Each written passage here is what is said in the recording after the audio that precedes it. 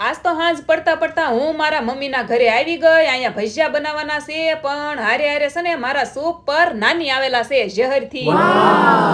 ઈ છે ને મને એમ કીધું તું કે તું સુરત થી આવી ને તો મારા હાટું સવાય ને એવું લાવજે, મારી પાસે દાંત છે નહીં.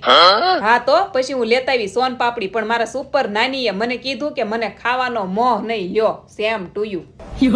All the best. મારા નાની છે, એને તાઈટ ન લાગે ને એટલે સુલા પાસે જ રહી.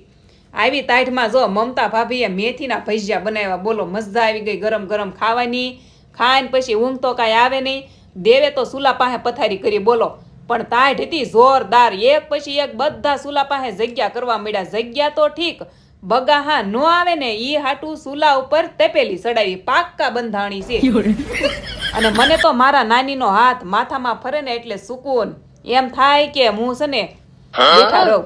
મારા મામાના ઘરે હું નાની હતી ને તે રોકાવા બહુ જાતી. એના જેવી મજા ક્યાંય ન આવતી. હું કપડાં તો કાંઈ લાવી નહોતી, તો સવાર પડતા પડતા મારે નાવા મારા ઘરે આવવું પડ્યું, મારા હાહરિયામાં. હાલો આજ કમેન્ટમાં કહેજો તમારા નાની જીવે કે પછી નહીં. પણ મારા નાની છે ને હજી જીવે છે, અને મને છે ને બહુ જ ગમે મારા સુપર નાની. તો હું પૂછું છું બસ એમ જ. તો મળે નેક્સ્ટ વિડીયોમાં. જય દ્વારકાધીશ. Like share subscribe.